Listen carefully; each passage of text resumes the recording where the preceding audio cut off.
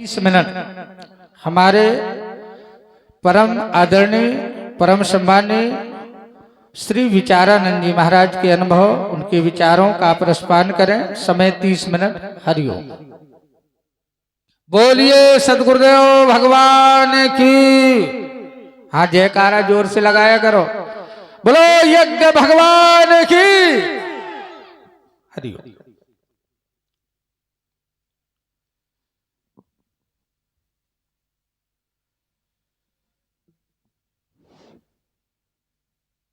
बोले सदगुरु भगवान की जय, सच्चिदानंद भगवान की, सनातन धर्म की जय।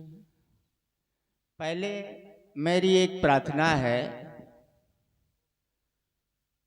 कि सब लोग उनर करके यहाँ से बैठे, आधे में माताओं को बैठने दो, यहाँ से वहाँ तक, थोड़ी यहाँ तक आ जाइए। जितने लोग आते हैं सब पीछे बैठते हैं, ये सत्संग का कोई नेम नहीं। तो जिससे जो है इसको बड़े श्रद्धा से, ये परमात्मा की कथा है, बड़े प्रेम से बड़े विश्वास के साथ सुनना चाहिए।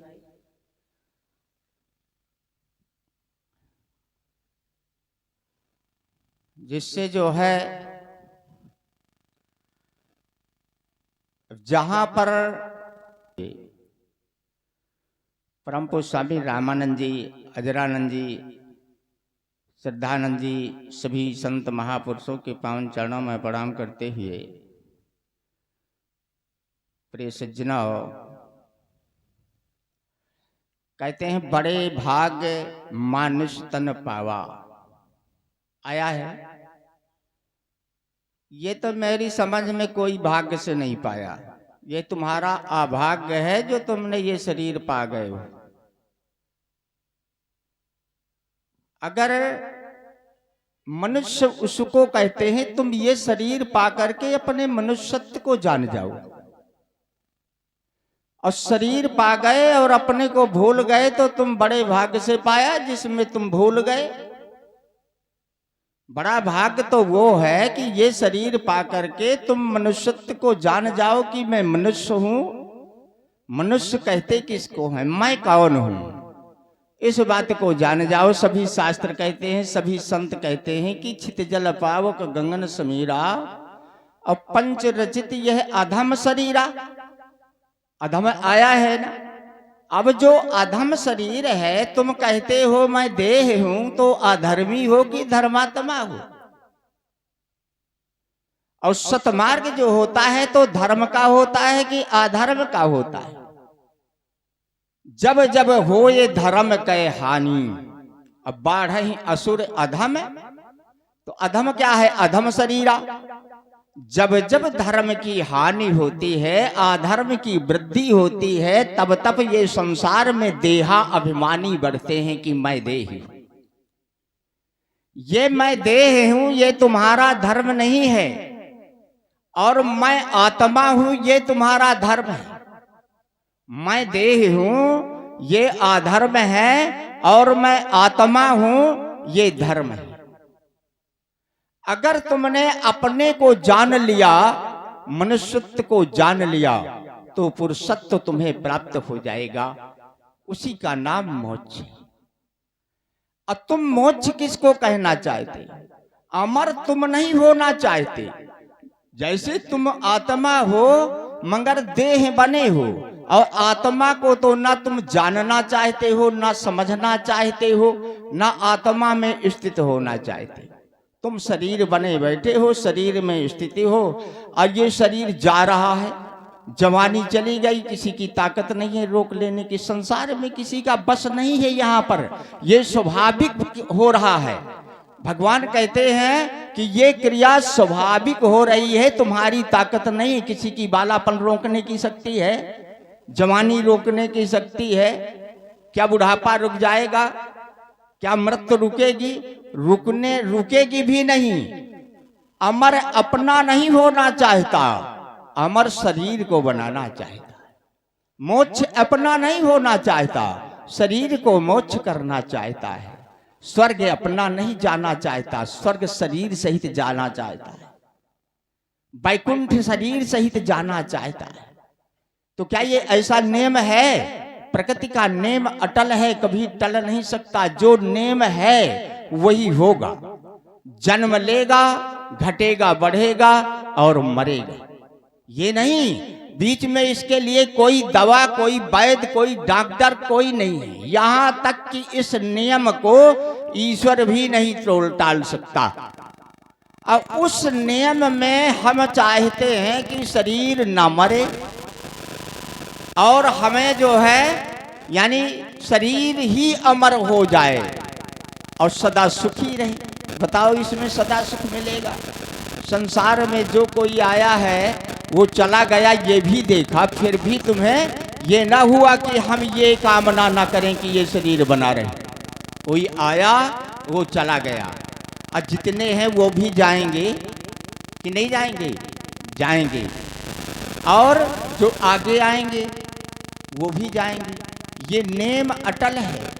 जो प्रकृति का नेम अटल है और जो ईश्वर का सनातन धर्म है वो अचल है। वो उसको कोई नहीं टाल सकता, उसे कोई हिला नहीं सकता। वो परमात्मा जो सत्य है, जो सब में व्यापक है, हरि व्यापक सर्वत्र समाना, प्रेम से प्रकट हो ही मैं जाना। तो जब परमात्मा सब में व्यापक है तो अब बताइए हमारा धर्म क्या है? परमात्मा की ही तो संतान हो। अगर जीव हो तो परमात्मा के ही तो अंश हो। तो क्या बाप का धर्म अलग और पिता पुत्र का धर्म अलग होता है क्या? एक ही धर्म होता है। तो जब परमात्मा सब में व्यापक है, धर्म न दूसर सत्य समाना और आगम निगम पुराण बखाना। तो धर्म क्या है? सत्य है। धर्म सत्य है, सत्य आत्मा है। यह आत्मा तुम्हारा धर्म है और इसका आचरण करना, आत्मा का आचरण करना ही तुम धर्मात्मा हो जाओ। अनात्मा अधर्मी मत बनो। ये अधर्म जो है तुम्हें जो है तो नरक में ले जाएगा, क्योंकि वे वस्तु बेरानी है। अभी तुमने सुना, पंचीकरण में भी सुनाया गया, पंच भौतिक शरीर है, भूतों का शरीर है। इस भूतों के शरीर में, और ये शरीर जड़ है। जड़ उसको कहते हैं जो ना अपने को जानता हो और ना दूसरे को जानता, यानी अज्ञान स्वरूप है, अविद्या स्वरूप है। एक बात ये भी समझो कि ये जड़ में क्रिया करने की शक्ति नहीं है, कर्म करने की शक्ति नहीं है, और चेतन आक्रिय है, वो कभी कर्म करता नहीं। तो ये संसार में ये कर्म कैसे होते? जड़ में क्रिया करने की शक्ति नहीं है, अचेतन कर्म करता नहीं है, अकर्ता है। अकर्ता है कि नहीं? तो ये कर्म करने की शक्ति कैसे आई? चेतन की सत्ता से। चेतन की सत्ता यानी तुम चेतन आत्मा हो, तुम्हारा जो भाव जड़ में हो गया है। चेतन का भाव जड़ है और चेतन है, और ये चेतन का भाव जड़त्व हो गया है। मैं देह हूँ, मैं देखता हूँ, मैं सुनता हूँ, मैं बोलता हूँ, मैं बैठा हूँ। जब ये चेतन का भाव जड़ हो गया है तो ये जो है इसमें क्रिया जड़ में होने लगी, जड़ में होने लगी। और देखो चेतन में नहीं हो रही, चेतन में भी नहीं हो रही, जड़ में क्रिया करने की शक्ति नहीं, लेकिन दोनों के बीच में एक ऐसा है कि वो भाव, वो जड़ ना तो जड़ है और ना वो चेतन है, बड़ा विलक्षण है। जब वो भाव तुम्हारा जड़ में स्थित हो जाता है तब बंधन में बंध जाता है, देह में हो जाता है, इंद्रियों में हो जाता है, प्राणों में हो जाता है, बुद्धि में हो जाता है, मन में हो जाता है। जब ये तुम्हारा भाव जड़त्व हो जाता है, जड़ में स्थित हो जाता है और जड़ में आसक्त हो जाता है, तब वो बंधन में बंध जाता है। और जब वो भाव चैतन्यमय हो जाता है, चेतन में स्थित हो जाता है, तब वो मोक्ष हो जाता है। और ना तो वो जड़ है ना तो वो चेतन है, क्या कहा जाए? चेतन में भी है और जड़ में भी है। ये माया बहु विलक्षण है, ना तो ये सत्य है और ना असत्य है, ना सत्यासत्य है, ना सत्यासत्य है, ना अंग सहित, ना अंग रहित, ना आनंग है। ये माया बड़ी विलक्षण है। तो अब बताइए, ये माया असत्य है और ईश्वर सत्य है और जीव मिथ्या है। ये भी समझ लो, माया असत्य है, ईश्वर सत्य है और जीव मिथ्या है। वो मिथ्या कौन था? अच्छा, जैसे स्वप्न में तुमको सिंह घेर लिया और तुमको जो है खाए डालता है, तुम जो है चिल्ला रहे हो ना। अब बताओ उसमें सत्य क्या है? जाग गए तो उसमें सत्य क्या था? सिंह था। तो सिंह जब वो पुरुष जिसको खा रहा है वो ही असत्य है, तो जो बीच में सिंह तोड़ रहा है तो वो तो मिथ्या है ही। इस तरह ये तुम्हारा ये संसार में ये माया असत्य है, ईश्वर सत्य है। और इसमें जो तुम कर्मों का फल भोग रहे हो, कर्म कर रही है, कर्म सब मिथ्या। इसलिए मिथ्या जीव बना हुआ है। तू चेतन है और जड़ बन करके तू मिथ्या जीव बन गया है। यानी तू जीव सत्य नहीं, सत्य है, ब्रह्म है, लेकिन तू मिथ्या बन गया है। मिथ्या इसलिए बन गया है, असत्य के संग से तू मिथ्या हो गया। अगर असत्य का सत्य ना होता, और माया वो है, दिखती तो है मगर है नहीं, दिखती है मगर है नहीं। एक तरह की तो ये होती है कि दिखती है मगर है नहीं, ऐसे होती है। जैसे दर्पण में प्रतिबिंब दिखता है मगर है नहीं। और एक तो ऐसी है कि जैसे बन गई, जैसे ये लोहा मैक बन गया, ऐसे तुम देह बन गए, ऐसे तुम जाति बन गए, ऐसे तुम संबंधी बन गए। तो जो बन गया तो किस में बन गया? जो बना नहीं है और उसमें बन गया, ये अविद्या है। ये अविद्या है। और एक है कि तुम ही हो। देखो, दोनों में तुम ही हो। जैसे जथा अनेक न भेष धर नृत्य करे नट कोय, सोई सोई भाव दिखावई आपन होए ना। कोई पुरुष जैसे म्याहर बन करके, रात के नाच होता है ना, तो म्याहर बन करके यानी स्त्री का रूप धारण करके वो नाच रहा है। क्या बन गया? वो स्त्री बन गया। अब कौन बन गया? पुरुष बन गया ना। अब विचार करो कि पुरुष और स्त्री दो हैं कि एक है? पुरुष और स्त्री दो हैं कि एक है? एक है ना। अच्छा, ये विचार करो कि वो जो स्त्री बन गया तो वो पुरुष कब हो पाएगा? वो पुरुष कब हो पाएगा जो स्त्री बन गया है? कि वो पुरुष ही है, पुरुष है ना। अच्छा, जब कपड़ा उतार देगा तब वो पुरुष बनेगा, और नहीं वो पुरुष नहीं हो सकता। कि हो सकता है? अरे थोड़ी समझ लो, कपड़े पहने वो पुरुष है, स्त्री का रूप दिखते हुए वो पुरुष है। इस तरह तुम दादा काका नाना फूफा जीजा बने हुए, तुम ही तो बने हो कि अनेक हो गए? दादा तुम ही हो ना, फूफा तुम ही हो, जीजा तुम ही हो, भाई तुम ही हो। अरे एक में ये बन गए, ये अविद्या है। ये माया अविद्या है जो बन गई और जो बनी नहीं लेकिन दिख रही है। जैसे दर्पण में प्रतिबिंब दिख रहा है। अच्छा बताओ, वो दर्पण का प्रतिबिंब तुमने बनाया है? इसी से भगवान कहते हैं कि मैं ये जगत को मैंने नहीं, ये माया को मैंने नहीं बनाया, ये जगत को मैंने नहीं बनाया। और ये स्वाभाविक स्वभावस्त प्रवर्तित, जो दर्पण में प्रतिबिंब दिख रहा है, अच्छा तो वो किसका प्रतिबिंब है? उसको क्या कहोगे? जब देखते हो तो दर्पण में कौन दिख रहा है, उसको क्या कहोगे? ये तो कहोगे कि ये कौन है? ये मैं हूं ना। देखो ये मैं जड़ है, ये जो दर्पण में दिख रही है तो ना अपने को जानती है ना दूसरे को जानती है, कि जानती है। अब इस जड़ में क्या है, यहां से भाव उठा के कौन है, ये मैं हूं। अब बताओ इसमें मैं भाव है ना।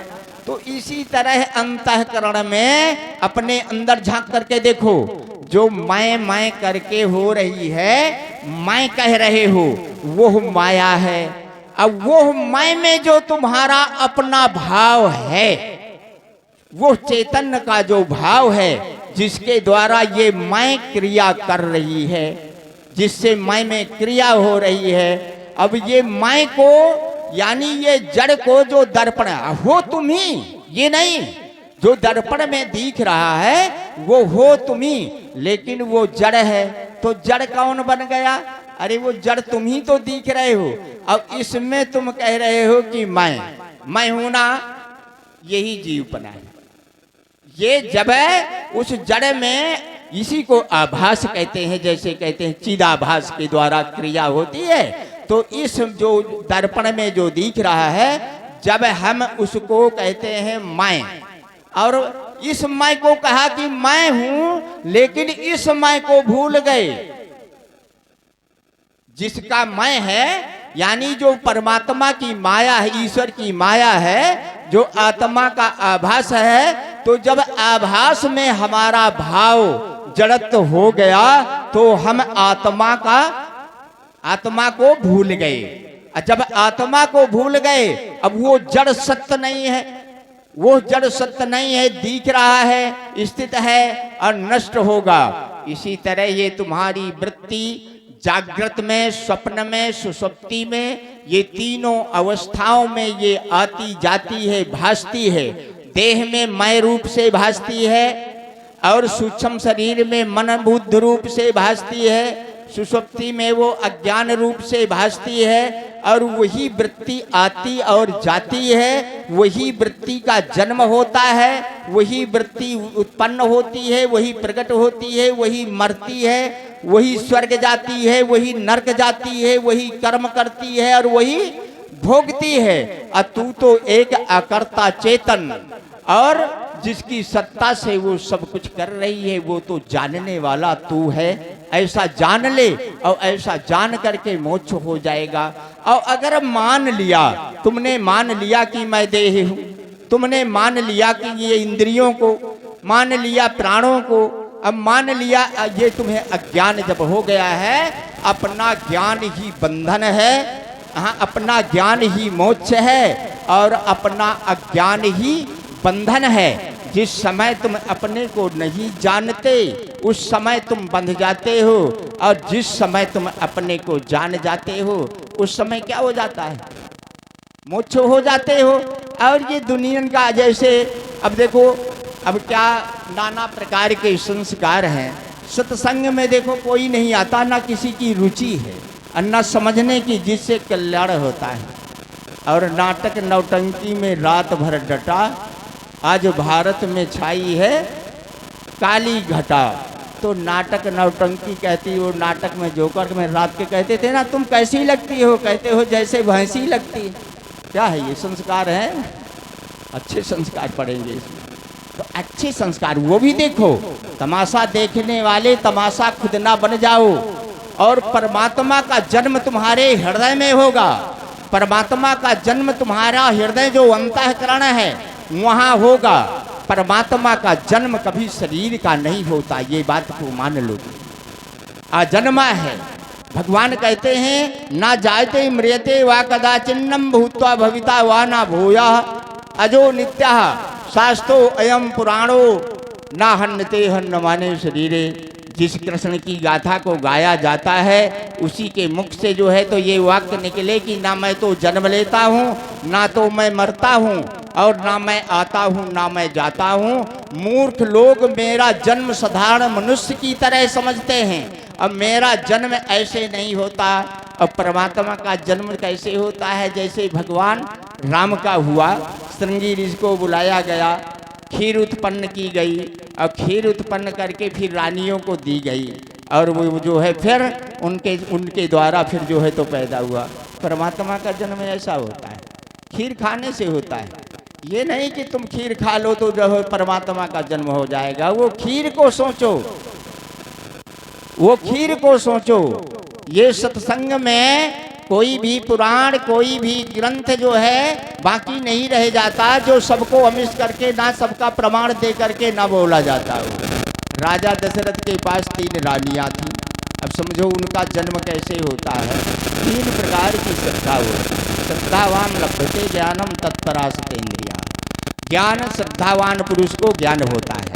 तो एक सात्विक श्रद्धा थी जो कौशल्या थी, एक राजसी थी जो सुमित्रा थी, और एक तामसी श्रद्धा थी जो केकई।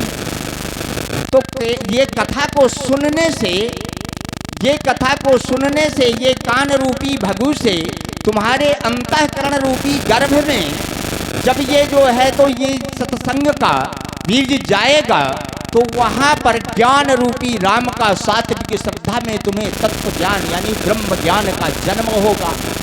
और जब राजसी श्रद्धा वाले सुनेंगे तो उनमें विवेक और वैराग्य उत्पन्न होगा, और जो तामसी श्रद्धा वाले सुनेंगे तो उनका भी परमात्मा में अनुराग होगा। तो वो अनुराग का जन्म होगा भरत का, विवेक का जन्म होगा शत्रुघ्न जाके सुमिरन तेरी पुनासा, अशत्रु यानी नाम शत्रुघ्न वेद प्रकाशा। तो ये जो जड़ है, असत्य है, ये जो शत्रु अहंकार है, ये इसका नाश होगा विवेक करने से। विवेक कहते हैं क्या सत्य है, क्या यानी ब्रह्म सत्य है और जगत मिथ्या है, ऐसा विवेक करने वाला शत्रुघ्न होगा। और जो सर्व विषयों से रहित होगा, वो जिसका मन अपने लक्ष्य पर स्थित होगा। लक्षण धाम राम प्रिय सकल जगत आधार, गुरु वशिष्ठ तेहि राखा लक्ष्मण नाम उदार। वो वैराग उत्पन्न, गुरु बिन होय कि ज्ञान, ज्ञान की होय विराग बिन आया है ना। तो जिसका मन विषयों से रहित हो करके, इंद्रियों के विषयों से रहित हो करके अपने लक्ष्य परमात्मा में स्थित है, उसका नाम लक्ष्मण है। और जिसको सदा अपने स्वरूप ब्रह्म का ज्ञान है, उसी का नाम भगवान है। ऐसा जन्म होगा, ऐसा जन्म होगा। जैसे अहिल्या पत्थर की हो गई थी, वैसे तुम्हारी बुद्धि जड़ हो गई है और देह बन गई है। और जिस समय उस ज्ञान का पद तुम्हारे बुद्धि में पड़ जाएगा, तब वो जो शिला बनी हुई है कहती है मैं देह हूँ, वो देह नहीं रह जाएगी। वो कहेगी कि मैं ब्रह्म हूँ। वो सुंदर रूप धारण करके जो है और अपने धाम को चली जाएगी। नहीं कहीं पत्थर की नारी नहीं बनती, और ना कभी खीर खाने से लड़के पैदा होते। ये ध्यान से सुन लो। और जिस समय अब भगवान गए वहाँ पर जनकपुर में, जब तक वो धनुक नहीं टूटेगा तब तक तुम मुक्त नहीं हो पाओगे। जनकपुर वो है जहाँ विदेह रहते हैं, देह वाले नहीं रहते। वो सुसुप्ति अवस्था में जिस समय तुम सो जाते हो, तो बताइए कोई वहाँ देह रहता है कि विदेह रहता है? सुसुप्ति अवस्था में किसी को देह की सुधि रहे। थोड़ी इधर को सुनो, इधर उधर क्यों देखते हो? थोड़ी वो करो, मन चला जाता है, जिधर को देखोगे उसी जगह से चला जाएगा। तो सुसुप्ति अवस्था में किसी को देह की सुधि नहीं रहती। जैसे जागृत में तुम्हें देह की सुधि है, संसार की सुधि है। स्वप्न में तुम्हें मन इंद्रियों की जो स्वप्न होते हैं उनकी सुधि है। लेकिन सुसुप्ति अवस्था में तुम्हें देह की सुधि नहीं है। वो जनकपुरी है, वो विदेह नगरी है, और उस नगरी में वो अज्ञान रूपी तुम्हारा धनुक रखा है, जिसमें कहा बूढ़ी सकल समाज। अच्छा, ये बूढ़ी सकल समाज उस धनुक में, ये बताइए जितना जीव चराचर है, तो वो गहरी नींद में जो सुसुप्ति है तो सब डूब जाती है कि नहीं? डूब जाती है कि नहीं? वो धनुक को जब तक तुम्हें ब्रह्म का ज्ञान नहीं होगा, परम तत्व का ज्ञान नहीं होगा, तब तक वो अज्ञान रूपी धनुक टूटेगा नहीं। सब राजा छक गए, लेकिन वो धनुक को नहीं तोड़ पाया। राजा कौन थे? सबके राजा मन हैं। सब मन सबके जो है तो चकित हो गए, लेकिन वो अज्ञान को तिल भर नहीं हटा सका। और जो विश्वामित्र के आदेश से, गुरु के आदेश से वो भगवान जा करके, अब कहते छुअत टूट रघुपति ही न दोष, उनके छूने से टूट गया और इनके उठाने से नहीं उठता था। ये बात को ध्यान दो। जैसे पृथ्वी में अंधकार रखा है और अंधकार को तुम कितना हटाओ तो हटाने से नहीं हटेगा, और सूर्य के उदय हो जाने पर वो जो है छूने से, सूर्य के उदय होने से वो टूट यानी भग गया अंधकार। इसी तरह वो तत्व ज्ञान होने से ही तुम्हारा वो अज्ञान रूपी धनुक जो है भंग हो जाएगा, और विदेह राज की लड़की जो सीता है विदेह मुक्ति, वो जो दशरथ जी का पुत्र जीवन मुक्त राम है, तो दोनों मुक्तियों का योग होगा। बोलिए सदगुरु भगवान की। बोलिए सदगुरुदेव भगवान की। बोलो हनुमान जी महाराज की। जयकारा नहीं सुना रहो है, जोर से लगाओ। अच्छा, सुने में खो गई थी आप, है ना, मन लग गया था सुनने में। अच्छा, बहुत सुंदर बात, अध्यात्म चर्चा उन्होंने रखी है। भगवान का जन्म कैसे होता